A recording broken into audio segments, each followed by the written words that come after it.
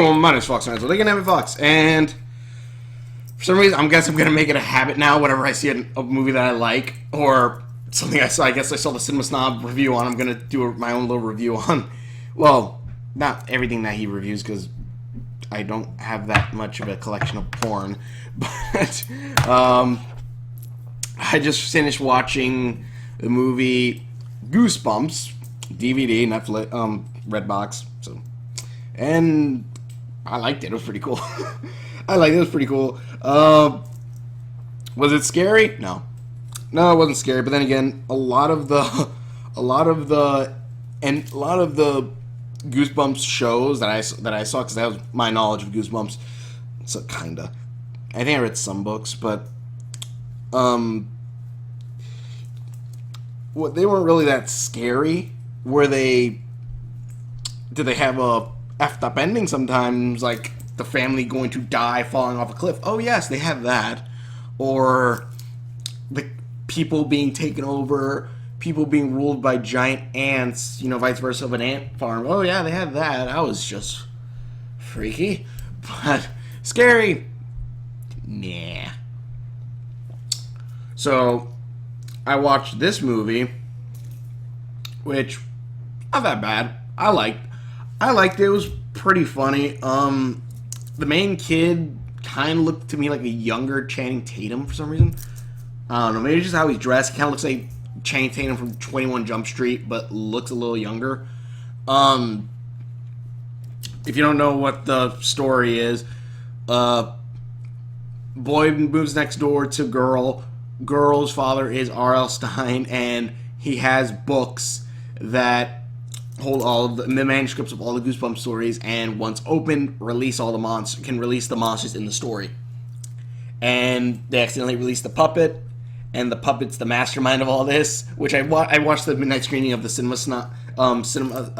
Brad Jones, Doug Walker, and his brother Rob Walker. I saw that one, and they were making fun, saying the puppet sounded like the Joker. And I'm listening, I'm like, yeah, he does. He definitely does. But I liked it. It was a pretty funny. It was pretty good. There's some moments like, oh my gosh, with the quote unquote nerdy kid named Champ, which I also love, because there's that one joke that you've seen before where a character goes, "Go without me," and someone goes, "Okay," and say, "What the fuck did I mean that? I really made it." I love that, because Jack Black's the one who's stuck, and when he gets pulled out, Jack Black's like, "I'm gonna kill them.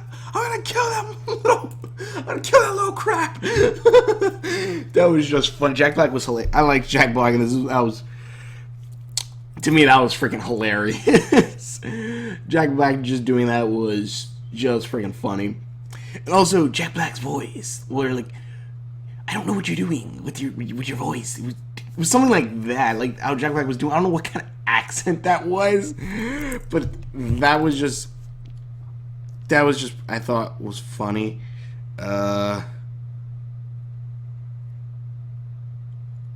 Someone sent me a YouTube review. Not a review, but someone. What if I said die enough times? I'm sorry. Let's see. All those hokey religions and fancy weapons aren't as good as a blaster at your side. Oh, someone. Okay. That was on the Han Solo hello video that I commented on. But anyways, the movie was pretty. I liked it. It reminded me a lot of like old kind of. And maybe it's just because there was a giant mantis in it, and all the monsters like kind of classic monsters, which I kind of like. I really need to look up this whole thing with what is it? R.L. Stine versus Stephen King, because like one of the big things in this was that they tried to compare R.L. Stine to Stephen King at one point, and I'm just thinking, was this a thing? Was this a thing where like Stephen King and R.L. Stine like don't like each other? So R.L. Stine talks Goosebumps and meeting Stephen King for the first time. Stine on movie cameo Stephen King. don't know. All I know is that I thought that was fun. That was pretty funny. I thought, I'm like, ah. And then like the schools were gonna put a plan about The Shining, which The Shining has a lot of blood, has some blood in it, doesn't it? I don't know a lot, but meeting on Monsterville. Wait, what? R.L. Stine's Goosebumps movie meeting Stephen King and Monsterville. Exclusive clip from Monsterville, Cabinet of Souls. Young teen dance like monsters while slowly falling in love. Reflect autistic latest movie of Goosebumps creator R.L. Stine, which moves the author's trademark horror. I don't know what the fuck Monsterville is. Wait, is that the one with the werewolves, aliens, and zombies? And vampires? That might be it. I don't freaking know. But it's... the movie was good. The acting wasn't too bad. The acting wasn't bad. Jack Black, I liked Jack Black in this. It was funny. There's the thing with the gnomes where they tie him up like kind of like Gulliver's Travels, like ha ha ha. You see gnomes melt, which I don't know if that clay melts that quickly in like a regular oven. Also, I don't know if you turn your oven all the way toward a fire, it'll come up out of it. But the puppet I liked. The puppet was pretty hilarious, I think. And it was cool that Jack Black, I believe Jack Black was the one voicing him too, and it's supposed to be like, ah, Papa. And that's kind of cool. Like, it kind of shows like a little bit of a dark side. Like, that would be R.L. Stine's dark side or something like that. But it was pretty cool. There was these aliens that looked kind of cool. It was old. It kind of looked old sci-fi-ish aliens, which I'm about like, oh, that's pretty neat. That's pretty awesome. I just took that from Jacksepticeye. That's pretty neat. Those were pretty cool. But then like they CGI'd the head. I'm like, don't do that. You kind of have awesome looking like 80s style alien, but then you add a freaking CGI head. Really? No. And the freaking giant mantis. I'm thinking, crap, right, Godzilla. The whole point of the story, the whole point is that they have to get to the high school because in that high school is R.L. Stine's typewriter, which he can use to write a new story to steal the monsters away, because you need the book to steal them away, and if they're not, they escape, and if they burn the book, they're out forever. Alright. As the story progresses, spoilers for the movie, as the story progresses, we find out that R.L. Stine's daughter in this is actually a monster. So, bad things happen. Monsters attack the school. They try to help them. They try to stop all these bad things from happening. Or they try to stop all these monsters from killing all the people, basically, the kids. It's pretty cool seeing the different characters. Champion, the nerdy kid that befriends the young-looking Channing Tatum character. He falls in love with this one girl, and he saves her from a werewolf by biting with silver fillings. And there's a point where he says, man, these kid stories are what put you down at night. Goosebumps would keep you awake. And I'm like, really? Even me watching the shows, I'm just like, this is not really scary. More or less, it just has a really effed up ending sometimes, not all the time, but still, it has like a really effed up ending. I'm just like, that kind of sucks. I don't like that ending. But what can you do?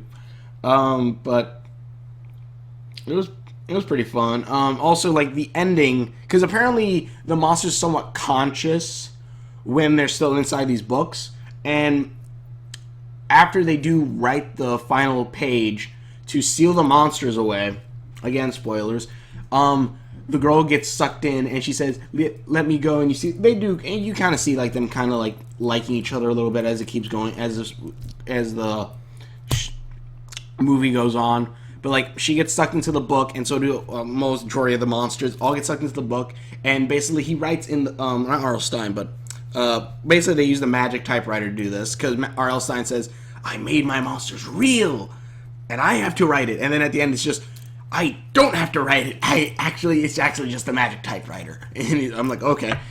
So main character writes up the final story. Boop, boop, boop, boop, boop. Girl gets sucked in along with everything else. And apparently, and she says, I guess I'll be stuck on a shelf forever. Forever. Love you, kiss. Then you go, and then all right. Then I guess a few weeks later, a month later, the school's fixed. Arlstein's it's a teacher there now. Also, Arlstein had a bunch of fake passports, so he's a criminal. That was funny though. I think it was all fake passports, if I remember correctly. And listen to well, actually, I don't know. I think I saw like he had 4, but then again, it could be just one for him and one for his daughter, which his daughter's a monster. So he writes basically in this book that all the monsters get sucked in. Which one, if he would have just wrote all the monsters except Hannah get sucked in, awesome. Or really, if he said monsters, she could technically not be considered one, kind of. Well, I think she's a ghost. I'm not sure which story she's from, but so actually, wait. I think I know what story she might be from. I think it's the one where the girl dies in a fire. I think that's the story that she's supposed to be from. Because she didn't know she was a ghost or a monster. So yeah, that might actually be it. But anyways, what was I saying? So she gets sucked in, and she says that she will be stuck on the bookshelf forever and basically be conscious. Well, I don't know if she says she'd be conscious, but Slappy says that he knew he was conscious on there, and the books kind of move sometimes, I believe. So we cut. So then after that, Arlstein. One, it was a pretty funny joke. Arlstein's like, "Don't worry, she'll always be here, and here, and here, and here, and over there." And then looking, there she is. And then Arlstein says, "I wrote one more book." And then they hug, and they walk off. And I'm thinking, did you just make another version of your daughter? Because if you did, that means not only did you replace your daughter, but you also condemned your first version of your daughter to basically being stuck in a book for hell forever. Yeah, this doesn't solve the problem.